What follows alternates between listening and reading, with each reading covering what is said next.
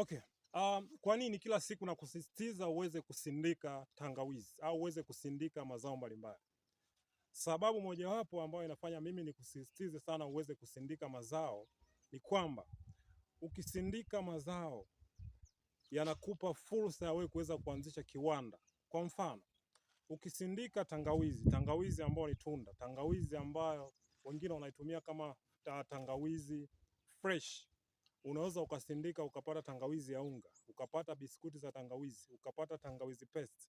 Kwa hiyo ukisindika hayo mazao, manake unaweza ukaanzisha kiwanda, sawa? Na ukianzisha kiwanda, let us say labda kwenye upande wa kusindika tangawizi, labda umeamua kuproduce biskuti ya tangawizi, I mean ginger biscuit, au labda umeamua kuproduce labda ginger powder, I mean tangawizi ya unga. Manake unaweza ukaanzisha kiwanda kabisa, kiwanda ambacho kipo vizuri kabisa, ukawa unazalisha tangawizi, unapack kwenye package mbalimbali, na pia unaweza ukawa na mashine zako pale na unazalisha kwa process na ukafuata utaratibu, I mean uka officialize, kwa maana kwamba unaweza ukafuata ule mchakato wa vigezo vya TBS ukapata TBS, lakini pia una lebo zako nzuri, una barcode. Kwa hiyo unajikuta tayari wewe una kiwanda ambacho kipo official, sawa? Kwa hiyo ni faida moja kubwa sana, na uzuri wa kusindika, ukishakuwa wewe ni source ya product fulani ambayo ni quality, wateja wana save namba zako, wateja watakuwa wanakuhitaji wewe na bidhaa hiyo yako, sawa?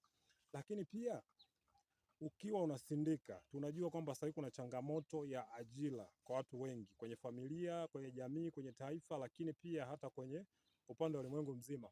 Kwa hiyo ukiwa unasindika, manake wewe unaweza kuajiri hata watoto wako kwenye sehemu mbalimbali. Kwa mfano watu wa mauzo, sales.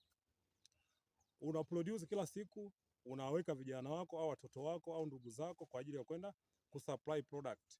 Lakini pia hapo unaweza ukaajiri mtu wa kusimamia, lakini hapo unaweza ukaajiri wakulima, kwa sababu utakuwa unachukua mazao kwao. Kwa hiyo issue ya usindikaji ina fursa nyingi ndani yake, ndio maana tunasisitiza kila siku mtu aweze kufanya usindikaji. Lakini pia kama una produce kitu ambacho ni quality automatic, wateja wako wewe wanakuwa ni permanent, manake hawawezi wakaondoka. Na kitu kama ni unique unacho produce, kina quality nzuri, manake wewe wateja watakuwa wanakukuhitaji wewe na bidhaa yako, yani wanataka hiyo bidhaa yako ambayo ni quality, hawako tayari kwenda kununua kwa mtu mwingine. Kwa hiyo usindikaji ni dili, usindikaji ni pesa, usindikaji ni fursa, usindikaji ni kila kitu kwenye maisha. Sio lazima ulime, sio lazima ufanye, lakini kusindika tu unaweza kukupa fursa na kufungulia milango mikubwa sana mahusiano na watu kibiashara, na automatic kuweza kuishi kwa kutegemea usindikaji wa mazao mbalimbali ikiwemo tangawizi. Asante.